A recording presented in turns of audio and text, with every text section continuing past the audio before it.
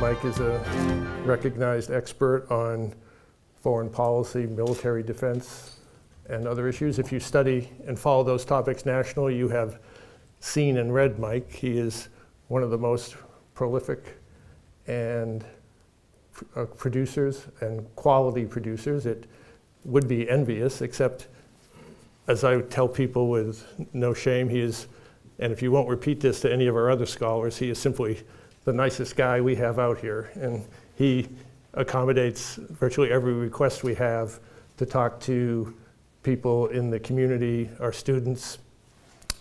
As you all probably know, as well as Mike, that China is actually a very important geographic partner with UNLV, thanks to our gaming and tourism industry and our 4 Fortune 500 companies here in town that are doing business in the Far East and looking to expand. So we have a very selfish, self-interested view, and I know you'll enjoy hearing what Mike has to say. He's a senior fellow at Brookings with the Center for 21st Century Security and Intelligence and Director of Research for the Foreign Policy Program. And his talk tonight is coming from his book, which may literally be at the press as we speak. And we'll get that information out to you when it's available, because it is going to be, like everything else he produces, a great read. So let me get out of the way and bring Mike up. Thank you, Bill. Thank you very much, Bill, and hi, everybody. Very nice to see you. Thanks for coming out tonight. Thanks for having me out on this beautiful week in Las Vegas. Despite the wind, it beats the snow, and that's what we're getting, as you know, in spades, in droves, and whatever, and huge concentrations out east this winter.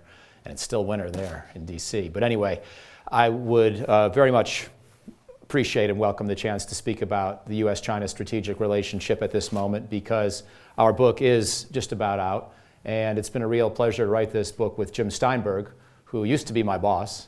Then he became dean of the LBJ School at the University of Texas. Then he became Hillary Clinton's deputy, as Deputy Secretary of State for the first 30 months of the Obama administration. He's now dean of the Maxwell School at Syracuse. So he went up into even further reaches of the great white north. And yet one thing he has done throughout all this experience, including his previous work as Deputy National Security Advisor for Bill Clinton, was to focus a great deal on the U.S.-China relationship and East Asian security more generally. And just a brief word of background, then I'll launch into the main idea of the book. Jim came out of this experience, I think, quite focused on the stakes that are involved in the U.S.-China relationship. And anybody who's reading the paper is aware of these stakes. And in some ways, they're highlighted by the Ukraine-Crimea crisis, because it sort of looks and feels like what we feared China might do in East Asia. And we know that China is gaining capability and growing extraordinarily in its economy and in its military power. And it has territorial disputes with some of our best friends and allies. And it seems to want to assert itself. And Jim came out of his experience as Deputy Secretary very concerned that the two strategic cultures of the two countries, the United States and China, combined with all the allies and other intermediaries between us, would make for a combustible mix. And he didn't say this by way of China bashing. He is pro-China, has a great number of friends in China, a great number of connections, as do I. And so the book was not intended to be some effort to subjugate or defeat or put back in its place the Chinese nation, or to somehow seek the overthrow of the Chinese Communist Party, which we wouldn't consider a very realistic proposition regardless. The book is designed to look for a way to have the US and China get through this period of incredible change. Because as I think all of you know, when a rising power meets an established superpower in world history, it's usually not a pretty picture. There have been times where it happened successfully, and the most famous case is probably the arrival of the United States as the world superpower in the early 20th century, displacing in some sense Britain. But you might also observe that it wasn't exactly a peaceful transition in the broader sense, because it was accompanied by 2 world wars, not us against Britain, but in the shift for position within Europe and within East Asia, World War occurred. And Jim and I don't forecast that or predict that for the US-China relationship, but we do worry that an arms race, a serious rivalry, a Cold War, or even conflict is possible.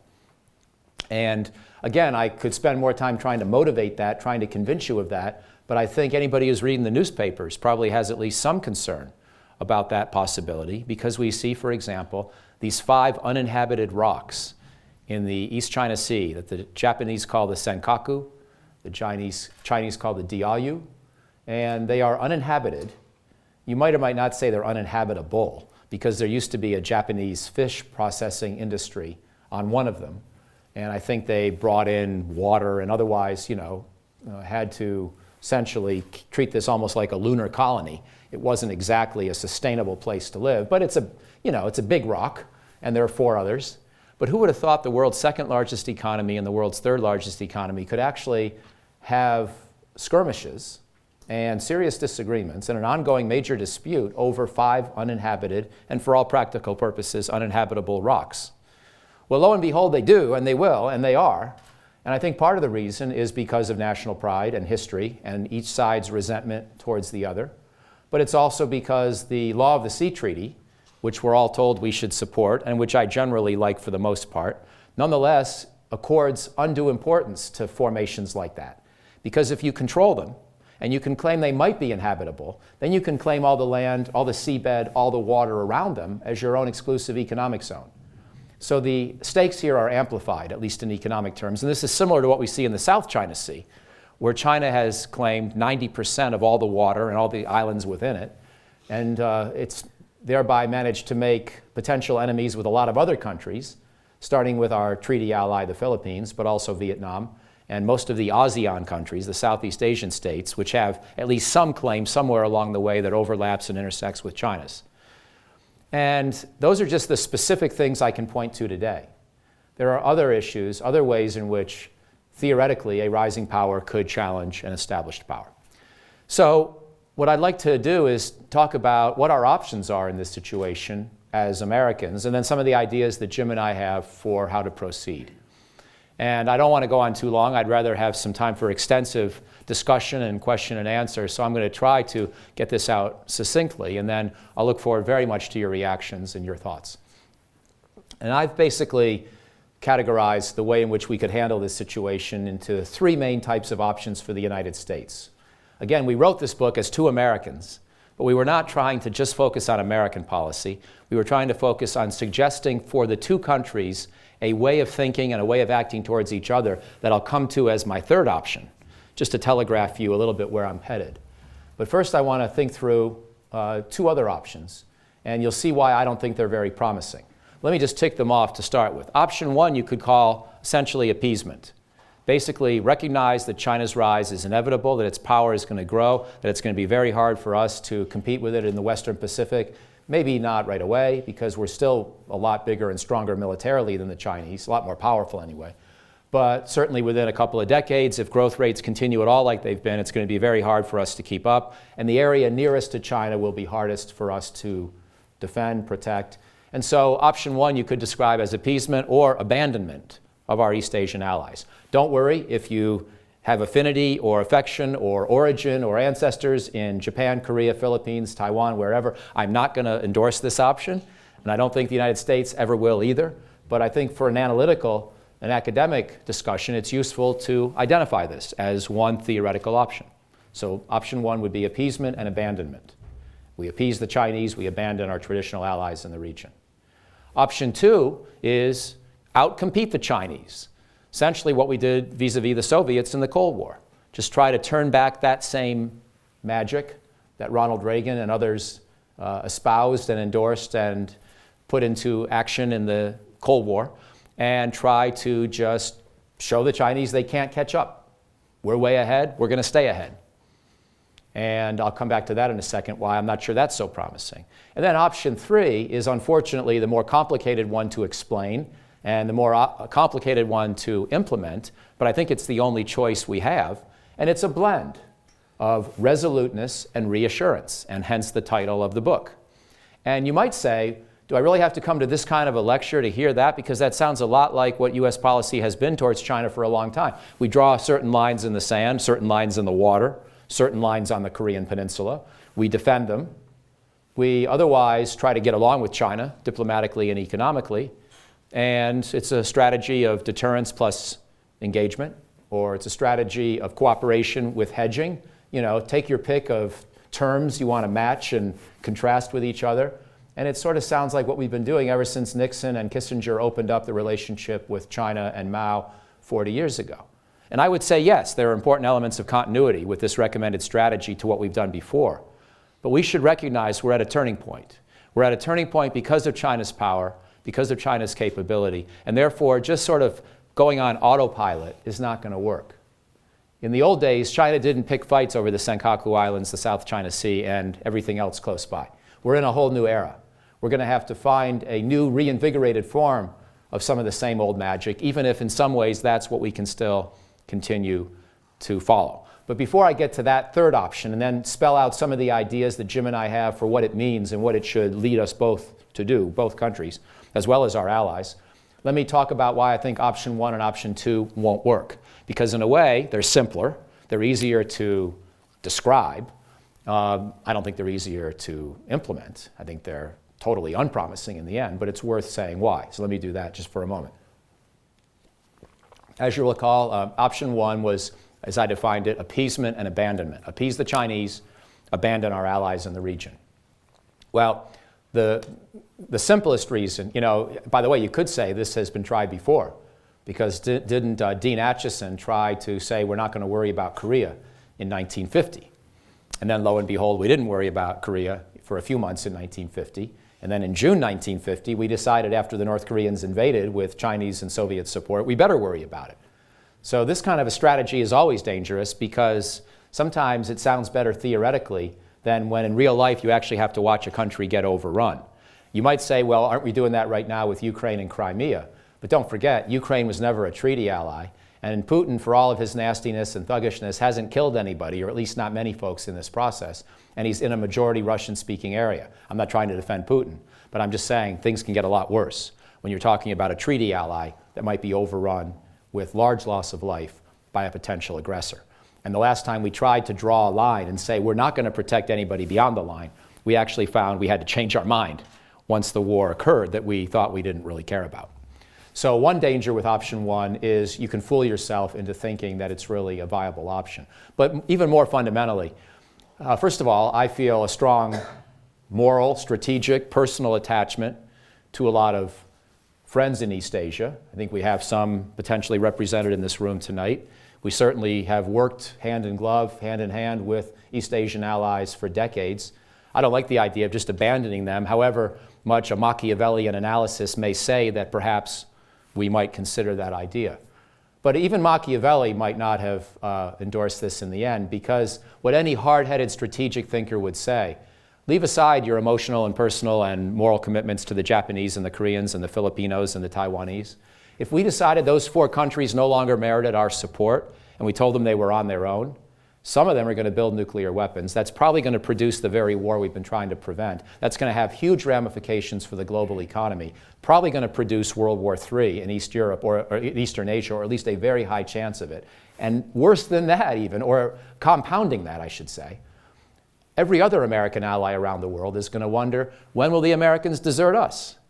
If they do it here for reasons of convenience, does that mean if I'm a Saudi, that I better have a nuclear weapon if indeed the Iranians keep pursuing the bomb? Does that mean if I'm a German or a Pole or a Lithuanian, that I better have a nuclear weapon because there's Russia next door? And if the Americans would desert Japan one day, why don't I think they might, desert me the next? So our whole security strategy, which has produced the longest period of international stability really in modern history, if not in entire world history, is based on the notion that allies can depend on us, and therefore they don't need their own nuclear weapons. Therefore they don't need to launch their own preemptive wars to secure border zones or buffer zones to protect themselves from regional aggressors. They can trust in the alliance system that we've built up. So I think it's a very, very hard proposition to imagine unraveling or undoing part of that whole concept. And once we begin to undo part of it, the whole thing may collapse. So option 1's a really bad idea. Not only is it immoral, Not only would it require us to break bonds that we've developed over the decades with people we care about who have trusted us, but then it's going to lead to strategic effects that we can't control and that greatly increase the odds of conflict around the world. And you may, feel free to challenge me later on that, but that's where I come down on option 1. Option 2 may be a little bit more appealing, especially to an American audience. I'm going to try giving this talk in China in a few weeks, and wish me luck. We'll see just how option 2 goes over there. But option 2 is basically the United States should try to, outcompete the Chinese and basically say to them, you don't want to mess with us. Right now we got a $600 billion a year military budget, and you've got a $200 billion a year budget. And you've been growing fast just to get to that point. And by the way, sure, you're catching up a little over time, but have you noticed who our allies are? They may be smaller than you individually, but isn't it pretty nice that we have allies by the names of Japan, Germany, Britain, France, most of the broader Middle East, Korea. Most of the world's other major economies and industrial and technological powers are American allies. It doesn't mean they always do what we want or what we say. In fact, part of the reason they are allies is because we don't try to coerce them. If we decide the Iraq war is necessary, we say, who wants to come help us? We'd like it if you would. We understand if you won't. Of course, at the time, it felt a little more unpleasant than that. But when you look back on it, that's basically what we said. And at this point, there's no grudges, The United States is not angry with Germany because George W. Bush and Chancellor Kohl had a disagreement over the Iraq war. We forget that kind of stuff. We move on. And we have new leaders who may disagree with their own predecessors in their own countries as much as they disagree with their allies. So our system sort of works because it's a non-coercive alliance system. And that's one of our great strengths. And so we could simply say to the Chinese, we've got, 60 of the world's best allies. Last we checked, your only ally was North Korea. So, we're in a pretty good position here. The Western combined aggregate military spending is around $1 trillion a year. Yours is $200 billion. And if you want to pull the population card against us, you've got 1.4 billion people, sure. But we've got not only the 320 million in our own country, another 400 million in Western Europe, another 150 million to 200 million along the East Asian littoral. That's 1 billion people right there. And we're not even counting countries like Brazil and India that may be more friendly towards us than towards China. So we don't have to worry, even by the population argument, into being intimidated that China is somehow destined to overtake us. However, and here's why option 2 doesn't work in the end, in my judgment. This only works if that community of nations, of like-minded democracies, really holds together, and they trust enough in American leadership to think that we are a good ally, a good leader of that international system. And if they see us being overly assertive, overly aggressive towards a China that they consider to be, sure, still run by a communist regime, but gradually liberalizing, pulling a lot of its own people out of poverty, becoming an important economic partner for most of the rest of the world, with the highest growth rates of any major country, even with their recent downturn. Most of the world's not going to want to organize itself into a new Western containment policy against China at this juncture. If China badly misplays its cards in the future, that could change. But right now, most of the world does not want to go into a Cold War against China. And if we try to lead the world into that, we're not going to have as many followers as if we are more careful and essentially have a balanced policy. So I'm not arguing in favor of unilateral disarmament. But if we try to increase our military budget by 50% or something like that, a lot of countries are going to say these militaristic Americans have gone nuts. And maybe we don't want to be quite as closely associated with them. And some of our friends in East Asia, like Korea and Australia, may really think twice about how closely they want to align with us, because they both also want to get along with China, as do most countries in the region. Japan may not care much at the moment, Japan-China relations being as poor as they are right now, but everybody else certainly does, and they like to have their cake and eat it too, get along with both countries. So we have to be careful about this notion that we can just enter into an all-out military competition with China and win it. It's going to be hard to do that. Also, the Chinese economy, maybe this is the main point, the Chinese economy is fundamentally much healthier than the Soviet economy was in the Cold War. I'm not trying to say the Chinese economy is healthy, period. It has a lot of big problems, and I'm sure many of you have read about those. But, among countries on Earth, there's only about 1 or 2 countries that I'd rather have their problems than China's problems. And frankly, the United States is maybe the only one that I would clearly put ahead of China. I think we have a better economic future than China in many ways. But having said that, our growth rate does well to reach 3%, and they're between 7 and 8%. So they've got a lot of power. They're outcompeting us in steel, outproducing us 8-1. They're the #1 global manufacturing power. They're outproducing us in vehicles 2-1. They're outproducing us in ships something like 5 or 8-1. So there are a lot of things we're still very good at too. Technology, innovation, higher education, infrastructure, the openness of our system, the rule of law. We don't have to worry about somehow declining vis-a-vis China, but they don't have to worry about declining vis-a-vis us either. And so if we decide that an arms race and a pure competition is the right way to go, China is just as likely to say game on as to cry uncle. And moreover, they feel like they've spent the last half a millennium being relatively passive, not competing. If you know your Chinese history at all, you'll know that about 500 years ago, they decided to pull back, stop their seafaring, stop their exploring, not enter into this colonial competition that the Europeans were gearing up for, not go out and conquer other countries with swords and firearms, but essentially turn inward. And they did that for a few hundred years. And then you know what happened? The European powers started knocking on their door in the 19th century, and the Chinese were forced to open up. And then the Japanese invaded a few decades after that and committed some of the worst brutalities in East Asian history. And so the Chinese feel like they already tried the passive approach once, and it didn't really work. And they're not willing to run through that century of humiliation again. So I think they're more likely to push back and to compete than to just bow down and accept second place if we decide that competition's the only way to go. So I'm sorry for the long explanation, but I don't think option 2 works. Some people are tempted to argue for it, and I know I'll wind up in some debates in coming months and years with proponents of something like an option 2. And by the way, I agree enough with pieces of the option 2 argument that I do want to see our defense budget stay robust. And I'm against sequestration for that reason. So it doesn't have to be all or nothing. If you discard option 2, it doesn't mean that you're in favor of a weak American military. But it does mean maybe you see some downsides and some limits to what we can do in a pure head-to-head competition against China. And finally, China doesn't need to beat us in that competition for option 2 to fail. China simply needs to have enough military power in the Western Pacific that they can impede our freedom of action in that region. And because of the march of technology, they increasingly have weapons that would allow them to do that, to complicate our freedom of maneuver in the Western Pacific, in and around the South China Sea, the East China Sea, the Japanese waters, the Korean Peninsula. The march of technology is such that it's going to be very hard for us to have the freedom of maneuver in that part of the world that we've had now for decades. So option 2, again, doesn't really work. Unfortunately, that leaves me with the muddled, complicated, nuanced option 3 that I'm now going to have to spend the rest of my talk describing to you. Let me just do it in about 10 minutes' time so we have plenty of time for discussion. But that's what the book is about, a combination of resoluteness and reassurance.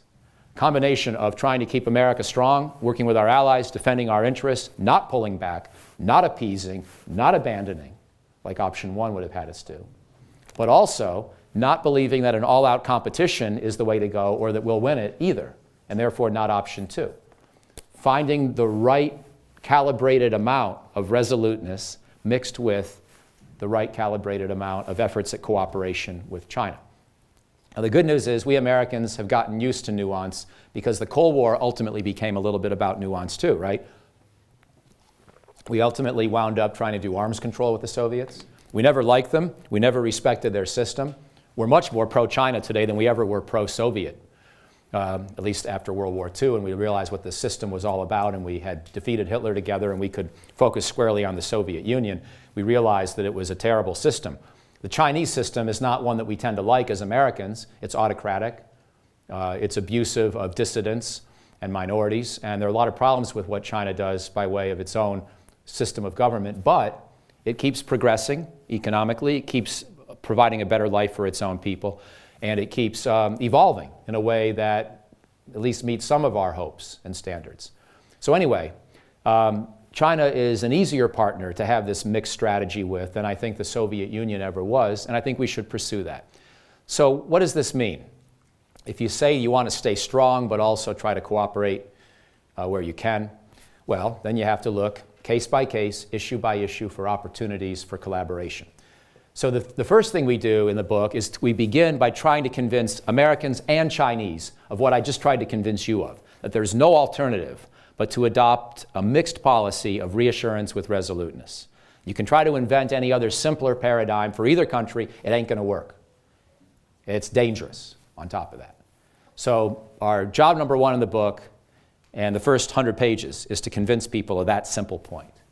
But then, having hopefully achieved that, or at least gotten people to buy in for the sake of argument, we then try to develop specific suggestions across a wide range of military and strategic activities. The book is not about economics, so it's not about fixing the trade relationship. And then you'll have to ask somebody else to come from Brookings, like Ken Lieberthal or Jeff Bader or an economist friend of ours to talk about that next year.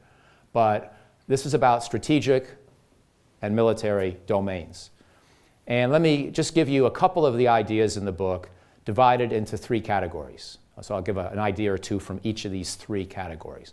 One would be arms control. Mutual, formalized arms control may or may not require a big treaty negotiation and a signing summit, but it requires at least some degree of codification of the arrangements. A second area is the strategies that each side develops for military modernization. And in those areas, there's no possibility for arms control because our militaries are so totally different. Theirs is bigger than ours. Ours is much better equipped than theirs. You can't really imagine parity, and we don't want parity anyway because we're way ahead. We don't want to give that up.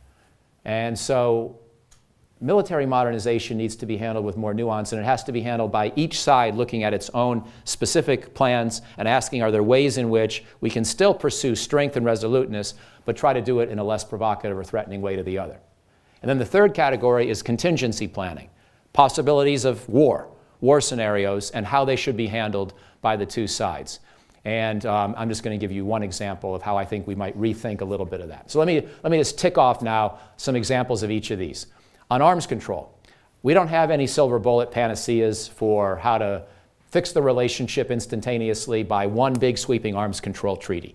And I think most of you know full well arms control can rarely achieve that kind of nirvana anyway. But we have some ideas that could build confidence, reduce certain threats at the margin, or at least modestly, and try to create a collaborative spirit working across the two countries' militaries and strategic establishments. So, for example, right now there's no real treaties on outer space except you can't put nuclear weapons up there. Well, we would propose some limited treaties on outer space, not that are unrealistic, not that think we can somehow de-weaponize or demilitarize space forever, because it's already fairly militarized. And we Americans led the way. We use space now for satellites, imaging, sensing, communicating, sending information on targets from a sensor to a shooter. And we've really put space into the shooter-sensor kill chain in a way that really is a form of militarization. But we don't have weapons up there yet. And we don't have too many weapons on Earth that can shoot things down from space. We have some, but not a lot. And they're basically designed to shoot down ballistic missiles, not designed to shoot down satellites. So this offers up some opportunities for restraint.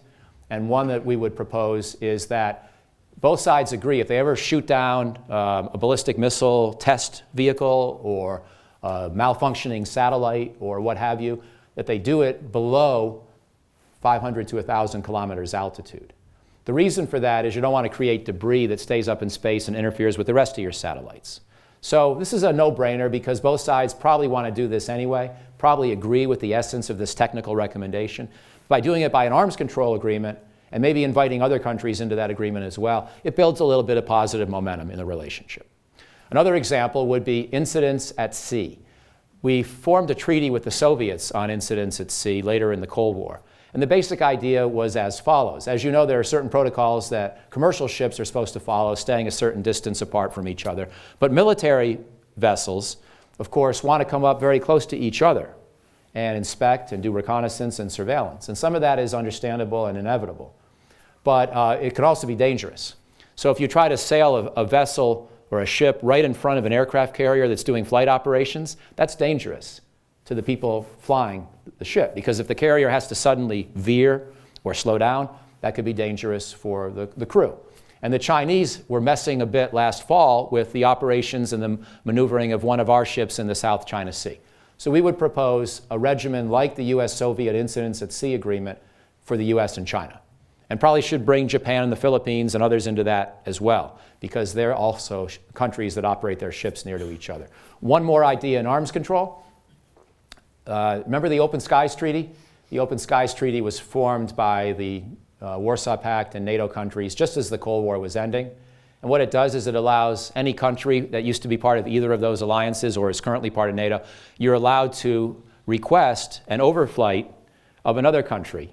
Usually it would be a NATO country going over a former Warsaw Pact country. I think we actually just requested an overflight of Ukraine the other day, by the way, just to be able to see what's going on, what the Russians are up to. But normally it's used just to check on each other's military modernization, their factories, some simple confidence building that nothing too threatening is going on. Well, we would extend this treaty to China. And we would invite China into this treaty or create another variant that would allow the US and China to overfly each other's territory. We already know how to protect our secrets from overflight by another country because we've been doing it with the Russians for 20 years. And moreover, you have to file the flight plan in advance. You can't just fly anywhere you want to impulsively. So it's fairly easy to protect your really, really big secrets. And you could say, therefore, what's the big advantage in doing this? Well, the advantage in doing this is the Chinese are increasingly angry about the fact that we always fly and operate 12 miles off their coast, and they see that as threatening. We're just taking advantage of international law, which allows us to do that. But they want some means of reciprocation or us to pull back. And in the book, Jim and I say, no, we can't pull back. That's an important form of reconnaissance. So let's give the Chinese some way to feel a little better about their ability to monitor us. And by the way, none of this is going to give away the kind of secrets they're routinely stealing from the internet. So, and to be fair, the kind that we're routinely looking for, with them, with our other reconnaissance methods. And so we don't see this as a debilitating national security concern, but it creates a little bit of a confidence-building measure. Sorry, I'm going to take this off very quickly. It's getting warm. Two more categories, and then I'll be done. As I say, one of them is military modernization. And on this issue, you heard me say already, the United States spends $600 billion a year on our armed forces. The Russians spend $80 billion. The Japanese and Brits spend about $50 billion each. And the Germans and French are in that category. And the Chinese are now spending close to $200 billion. So clearly number 2 in the international pecking order, which was not a position they enjoyed until the last few years. They've been doubling their military budget every decade. By the way, if you do the math, double it again, even if their growth rates slow down a little bit, they could be up in the $400 billion range by 2025, if this calculation is correct. It's a little bit hard to convert because the Chinese, of course, are a developing economy and a command economy, so it's only possible to convert some of their costs into dollar terms. But in broad terms, 150 to 200 billion a year is the rough range on what they're spending now. So within a decade, they're going to be at least to halfway of our budget, if not more. And we understand that, but we would say to the Chinese, you know what, when you get to that point, as you approach the equivalent of about half of our military spending, roughly defined, maybe you ought to consider slowing down. Not stopping. We can't presume as Americans to lock you into permanent inferiority of a 2-to-1 ratio in military resources. But when you get to that 2-to-1 level, there's a certain logic to saying maybe that's not so bad of a place to be. Because after all, we the Americans, are still basically defending the Persian Gulf and the Middle East, from which China gets a lot of its oil, a higher fraction than we do. So we're essentially helping defend their oil. And you might say that's a favor they should be grateful for. And by the way, we've been defending the whole international economic commerce system, the waterways, the airways, which has allowed China this incredible growth. Now, we're not naive. China may be grateful in some sense that we've done this, but they're probably going to say we did it for our own reasons. And by the way, it doesn't mean we should keep running the world forever. And so maybe now that they've arrived in a place of comparable or soon to be comparable economic prowess, they should have some hand in setting the rules and protecting the global commons as well. So I'm not saying the Chinese are going to buy this argument immediately, hook, line, and sinker. But we still propose it. We say this is not a bad place for you to think about at least slowing the rate of growth in your military budget. Let things evolve more gradually instead of racing to parity with us in military spending terms. And then for the United States, on the military modernization side, we have a different recommendation, a different kind of recommendation, which gets to this idea that some of you have probably heard of called air-sea battle. Air-sea battle is sort of the sexy new Pentagon concept the Air Force and Navy invented, and it's designed to allow us to defend ourselves against ballistic missiles and advanced submarines and all the new threats, but also to potentially attack the homeland of a country that might have those threats in order to preempt them before they could be used against our aircraft carriers and our land bases and these increasingly vulnerable big assets that we've got and can't really reliably defend with any of the technologies that exist today. And so, therefore, there's a higher premium on preemption.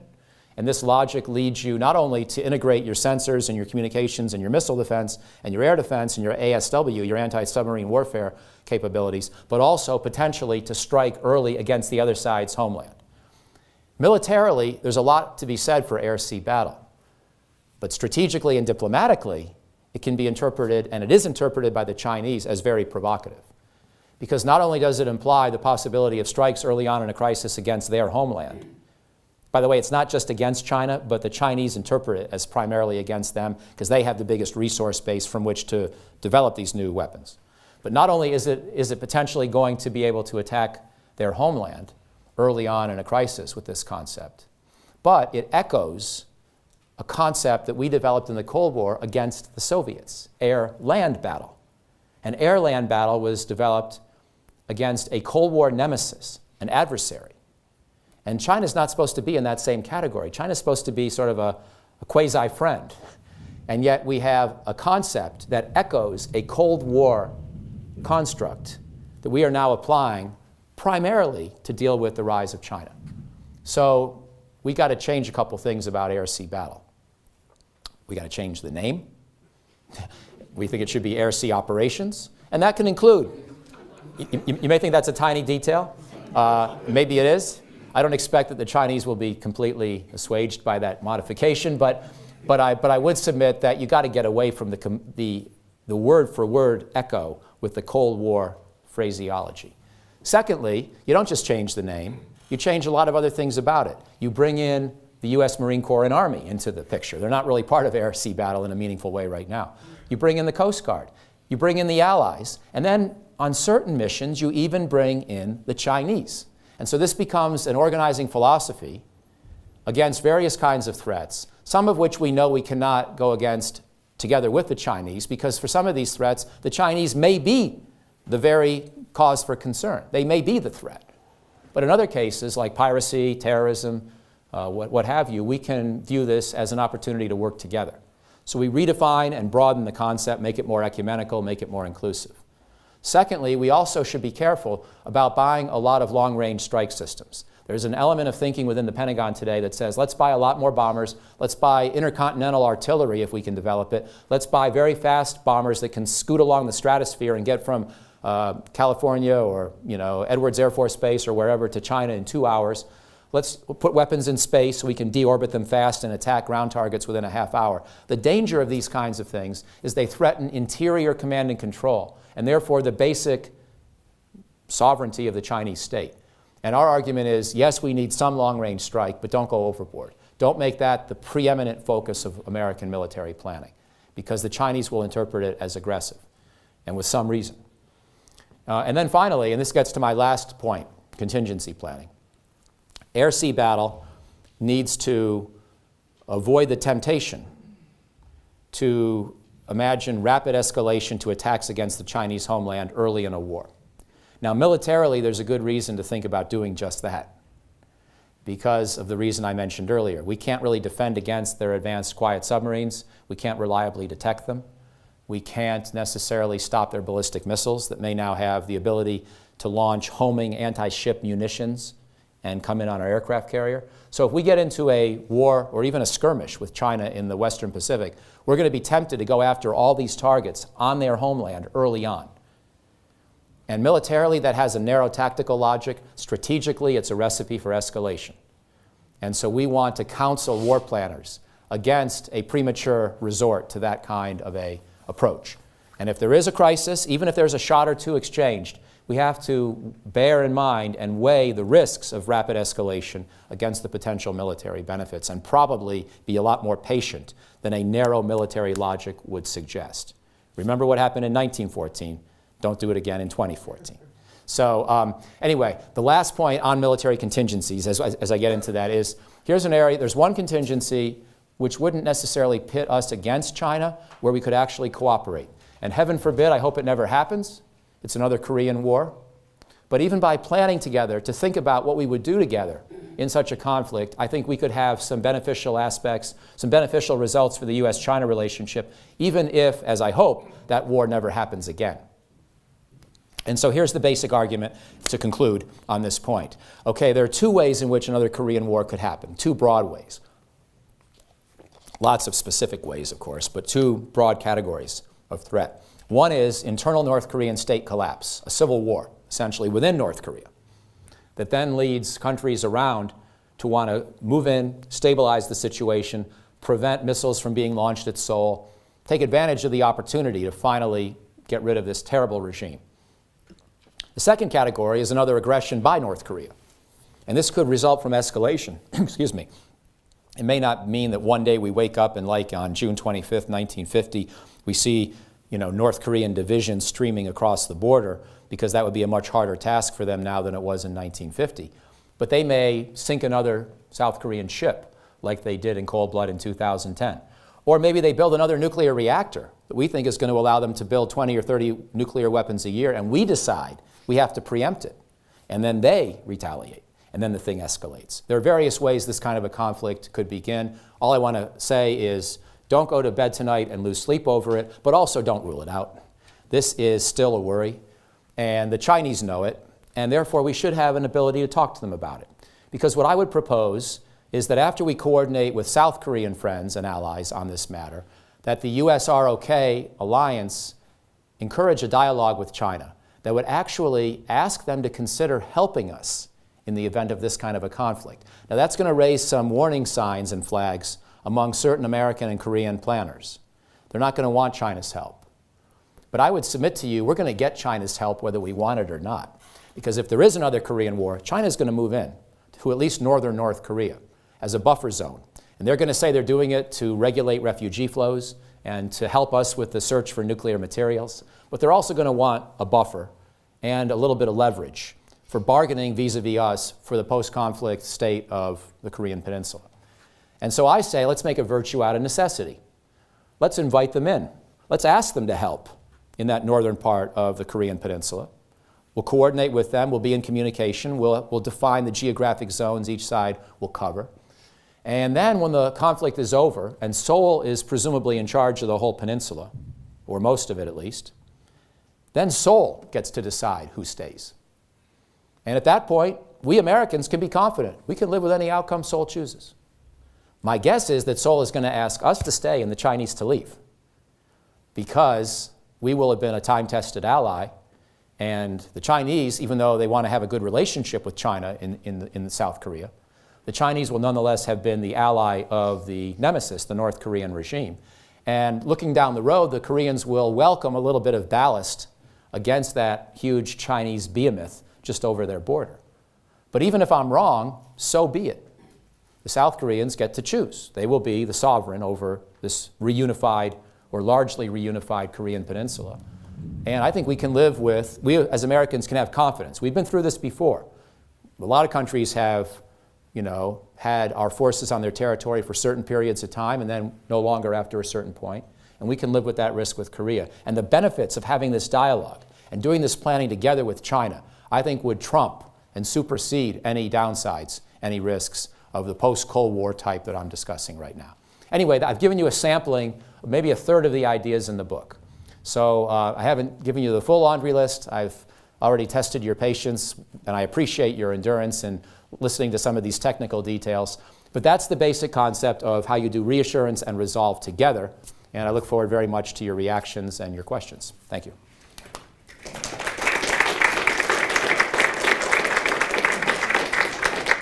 I have to believe we have a few questions. We have a few minutes. Would someone like to start us off? Sir? When China I guess, took over or expanded their territorial waters a few months back to a huge area. And they said, we're now basically, that's ours. You got to let us know when you're flying through that area. America basically said, okay, we'll give you that one. But it's a huge area. I mean, that's to me anyway. Crimea, it's a small area. It's actually been, I think, fought over for hundreds of years and had different rulers. We seem to be saying to China, you're big enough, we'll let you go with that because it's close to your waters and, we don't want to rock the boat too much. With Russia, I think we're now at the point of saying, you know what, you used to be a world superpower, now you're almost nothing. We don't want to militarily go into Crimea or Ukraine even, but we're going to have they're trying economic sanctions. Whether they'll work, whether they won't, I don't know, but it's almost saying now. Is there a question you want us to address? I was wondering if you think that the American people or government is looking at China as much more of a world superpower now than Russia even was maybe 20 or 30 years ago. Thank you. And you put the question, I think, very poignantly and very colorfully, and it's on a lot of people's minds, so I'm glad you raised it. But having said that, I'm going to challenge a couple of your premises. First of all, China did not basically declare an exclusion zone. They declared an air defense identification zone, which meant that they insisted anybody flying through tell them they're coming, to which we said, no, thank you very much. We won't tell you. And we certainly are not going to treat it as an exclusion zone. So we didn't concede that. In fact, we sent bombers through the next day. And I'm not sure I would have even done that personally, but anyway, fine. I'm glad we didn't kowtow. And we won't, because one of the things we will definitely fight China over is any effort to control international airspace and water. And we've made it unambiguous. I have more mixed feelings about whether we should ever fight China over the Senkaku Islands, but I'll come to that in a second. Let me first talk about Crimea, because people are trying to draw the analogy or the link. You said that Russia is, at this point, almost nothing. I know you were caricaturing how someone might describe it. Of course, they're an almost nothing country with 5,000 nuclear weapons. So it's not quite almost nothing. And on top of that, Ukraine is not in NATO. And I don't approve of anything Putin did. But Crimea, I think Crimeans in a legitimate referendum on independence, I wouldn't know how to predict the outcome of that vote. What I think we should have done with Putin, I would have had a slightly different approach. I don't have any big qualms about how the Obama administration handled this, but I actually would have tried to talk Putin into having the referendum in a year. And if he could do it under international observation, I would have actually gone along with the result without sanctioning Russia if, in fact, the Crimeans voted for annexation to Russia. That makes me a softie in the American debate, but that would have been, I would have tried that. Putin probably would have rejected that approach, and then you come on like a ton of bricks with the sanctions. But in any event, Ukraine's not a member of NATO. And we do have to make a distinction between countries we are sworn to protect and countries we may care about, but don't necessarily have that same level of obligation. So in the case of East Asia, and let me finish on the Senkakus, because that's a lot of times where this logic, I think, points you as you think it through. The Senkakus, as you know, are disputed. And the Japanese claim them, the Chinese claim them. They can both bring you back to the 14th century to explain why it's really theirs. And I've listened to both sides do this, and my head sort of gets, hurting after that. But the Japanese do now administer the islands, which means that we are sworn under the U.S.-Japan Mutual Security Treaty to, in our interpretation, to come to the Japanese assistance in the event of an attack on those islands. But it doesn't mean that we necessarily have to counterattack symmetrically. So if the Chinese are dumb enough to grab one of those islands, what I would suggest is a combination of strong economic sanctions, building more American military bases along the Ryukyu Islands near Okinawa, in addition to the ones we already have, and then possibly quarantining the island that they've seized. But that part I would want to think through a little bit more, depending on the circumstances of the case. So yes, you're right. There are analogies. People are drawing conclusions. People in the region are worried. But I don't see any fundamental trend towards appeasement on the American side. And in fact, I'm just as worried about us getting into a ridiculous war. You know, World War II and those kind of things are on your mind. World War I's on my mind. World War I, we got, you know, some archbishop got assassinated and some people were worried about which dukedoms were going to go into whose alliance in Central Europe. And next thing you know, we got 20 million people dead on the Western Front. I don't want to follow into that trap any more than I want to show weakness. So I think we got to calibrate a response over these relatively unimportant things like 5 uninhabited islands or what have you, because that's a lot, or the air defense identification zone. And again, I think we handled the latter pretty well because we made it clear we will not respect that. We will not be pushed away from international airspace. And that's a case where we have to be very firm. Sir? I realize your talk and your book are on strategy and military domain, yet clearly economics comes into play within this. And are you addressing that at all in your book? And what are your reflections on the economic differences that we have with China?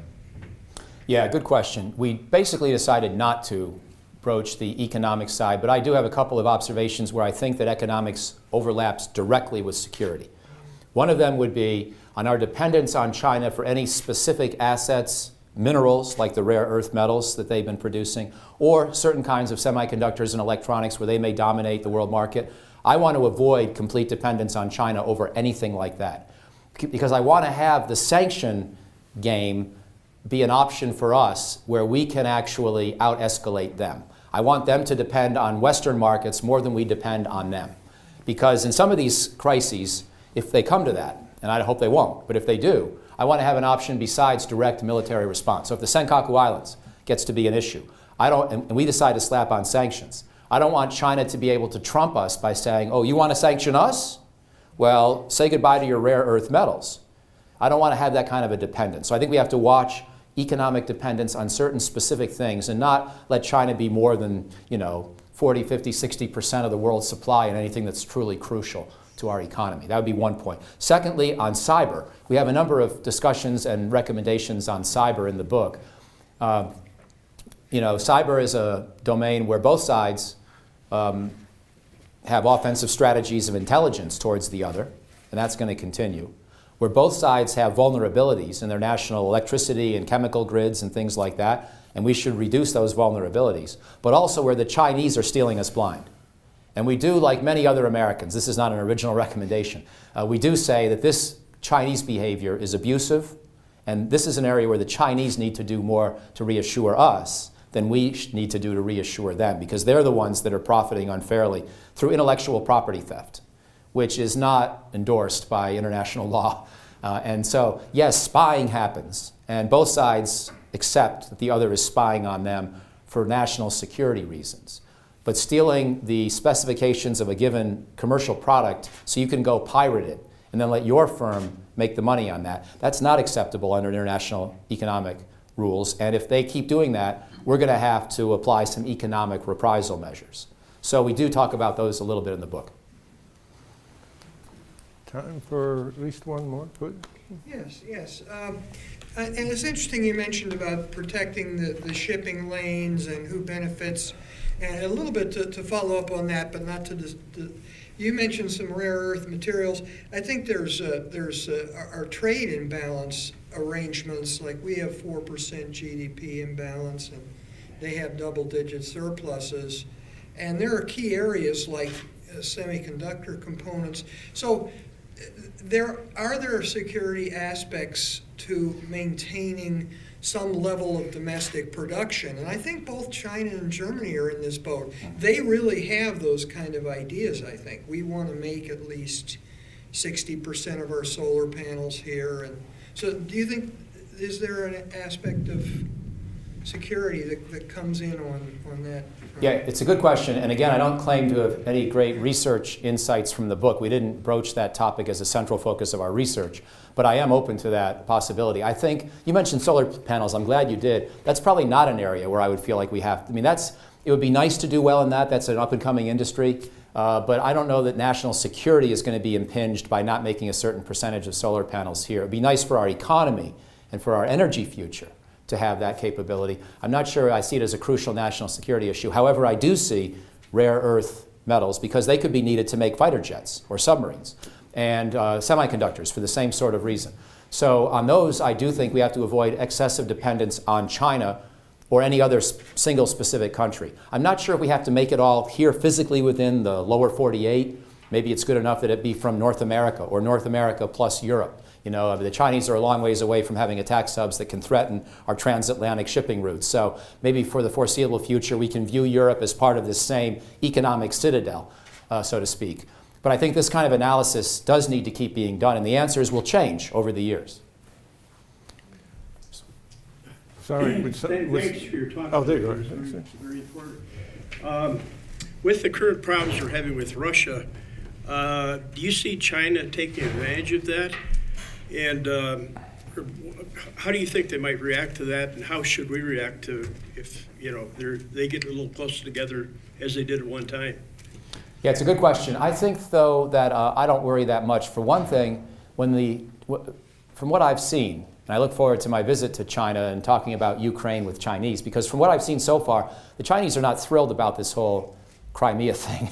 Now, they might like to apply the same kind of logic to take back Taiwan, but they don't really want the issue of state borders to become an open topic for anybody to revise at any point. Because, of course, they are, unhappily for the Tibetans, maintaining Tibet within their territory, and also the Uyghur population of northwestern China. The Chinese don't really want an open international opening of the Pandora's box of interstate borders. They don't really welcome that conversation or the kinds of actions that the Russians have undertaken. So I don't necessarily see this pushing them towards Russia and away from us. In fact, I think our response has been so muted, and that's not a criticism of Obama. I actually think he's handled it about right. But I think our response has been muted enough that it doesn't really force China into this zero-sum choice of who are you with and who are you against. So on balance, I'm not that worried about it. You know, one thing though, that's China and Russia have already largely made their peace in the short term over the Siberian border. At least in the Chinese mind, they don't have to worry about Russia. In the Russian mind, they probably do have to worry about China, at least over the longer term. And this is one of the reasons why China can shift its military assets and focus to the east and to the Western Pacific. So that redounds already to our detriment because they're already able to focus almost exclusively on the Western Pacific and not on the Siberian border. So in a sense, they've already made the strategic choice that you're worried about. And it already has allowed them to concentrate military resources on the part of the world where our allies are located and where our interests are located. So I'm not sure how much further they can really go in that direction. So on balance, you're right. I agree with you that we have to watch this, but I don't see any near-term reason to worry a lot. Just a little bit. I retired from the Navy, yes, in generally the 7th Fleet area, and I know we're currently, I think, trying to do what you're suggesting, a little more cooperative. I was involved in like RIMPAC, that exercise, and I believe next year the Chinese are going to participate in that. Yeah, this year. This year. Now I used to say next year too, and now it's 2014. But yeah, it'll be this summer, I think. And do you think that might be an opportunity to reduce tensions, or just kind of, as you say, incidents at sea, those. Yeah, no, I do think you're right, and also last fall, as you probably know, PACOM had some Chinese come over and they did an exercise on a humanitarian assistance simulation, I think, in the Hawaiian Islands just last year. So as you know, RIMPAC, of course, involves the Navy much more, and this was more of an Army exercise. But yeah, I think we can and should keep doing more of that. The Chinese are helping us with the counter-piracy mission in the Gulf of Aden, and that may be the sort of thing we can build on. We might be able to do some peace operations together. The Chinese now have 2,500 soldiers around the world in these various UN peace missions, and we might have opportunities to work with them. Now, we don't tend to send our troops to those missions, but now that we're pulling out of Iraq and Afghanistan, maybe we could send a modest number. So look for more opportunities to work together. I think that's a generally good idea. Thanks. In the back? There's 800 million people in China make less than $2 a day. Eventually, it's going to be a peasant revolt. It's been throughout history. Yeah. Great point. China has to worry a lot about its restive populations, and there's a lot of thinking that Xi is going to focus first and foremost on Chinese economic reform and bringing up the masses who haven't benefited from this revolution that's made the eastern part of China much more affluent and almost like a Western country by this point, but has not by any means brought along the other half of the population. And so this is really very much on Chinese minds, and it's a fundamental constraint. And it's a reason, by the way, if the reaction here had been, well, why would China ever buy into this kind of cooperative framework that you're proposing? Because now they're feeling their oats and they want to assert themselves. I would have said what you did. The Chinese also have a big interest in trying to keep profiting from this international economic system, which we undergird and protect, that they have used to bring half of their population out of poverty already, but the other half is still in poverty. And until they finished and completed that task, they're going to have pretty strong incentives not to risk the kind of sanction wars and other kinds of economic disruptions that could result if they get too aggressive. I'm not predicting that they're necessarily always going to make the right decisions, but that's a powerful argument in favor of why they should want to look for a cooperative framework as much as possible themselves. I don't think I missed anybody. Oh, sir? One question, you mentioned rare earth minerals, and this takes off on that. China has managed to gain control of more or less of the worldwide market in rare earth minerals. Yeah. Both China and the United States now are looking for natural resources wherever. I think China beat us out in Iraq, even though we thought we would, get in a good position for oil out of Iraq. Now, how about Africa? Good question. China going to Africa versus the United States. What are we doing? Yeah, very good questions. And in fact, let me break it out into two pieces, because I think the rare earth minerals part, it does involve Africa to an extent, but there's a good Pentagon study that just came out. It's a defense industrial-based study, and it looked at the rare earth minerals question, and apparently we're in a little better position than we were a couple of years ago, because there are some new places coming online in Australia, in Southeast Asia, I think in Canada, maybe even in the United States. There are a number of mines opening up, and for various kinds of minerals, our dependencies are declining. I can't quote you the statistics, but that's encouraging news, and that's the kind of thing we should keep developing. There may be some opportunities as well in Africa, but the Africa-China link, as you know, is often about farmland, it's often about oil or other kinds of resources. And my overall view on this is, I'd be curious if you would agree with me, but my overall view, I want to watch this issue very carefully, but I'm pretty optimistic, because I think the African nations, by this point in their evolution, most of them are about a half century old at this point in terms of their independence, and they've gotten a little bit more savvy in dealing with the world. And they're not quite as likely to fall prey or victim to an international firm or state that comes in and says, hey, we got a great deal for you. Let's do this mine together. We'll take 95% of the profit. You get 5%. How's that sound? They're not quite as gullible. And so if the Chinese try to move into Africa and construct all these lopsided deals and get away with it, they're going to be sniffed out pretty soon. And the African states that suffer are going to cancel some of these deals. They're not just going to, ask for renegotiation. They're just going to annul some of them. I mean, I'm pretty confident that if a country like China tries to get too exploitative, it's going to be, the world works well enough in these kinds of domains these days that that's not going to be possible. I was just in Afghanistan last week, meeting with various ministers, and we even got to see President Karzai, and we saw some of the presidential candidates. The Afghans, this is a small, impoverished state in the middle of Asia. The Afghans know how to negotiate over mines and businesses and those kinds of opportunities. So I actually have a lot of confidence in the African states to watch out for their own interests. And if the Chinese go too far, then I think the African states will be the first line of defense against that. My main concern on Africa is there are a couple of cases like the Sudanese regime or the Zimbabwean regime that need to be squeezed because they are abusing their own people. And the Chinese sometimes don't go along with putting enough pressure on them. That's the only real concern I have. There are these 2 or 3 or 4 cases where the rest of the world is prepared to get tough on Mugabe or someone like that, and China gives them a safety valve and an easy escape. And that's probably my greater concern, but that's more of a human rights problem for those particular African states rather than a strategic problem for us. I mean, we should worry about it, but it doesn't really enter into this power balance between the US and China that has been the focus of my talk tonight. That's a very coincidental point for me to say thank you all for being here, and I hope you can join us not next week, but on Monday, April 7th, we'll have a colleague out from Brookings, John Page, who's going to talk about 3 African futures. So please join us. It's a Monday night, which is a little unusual for us. But if you get our announcements by email or otherwise, we'll make sure you're reminded of it. So let me thank you, sir. Thank for you. your time and effort.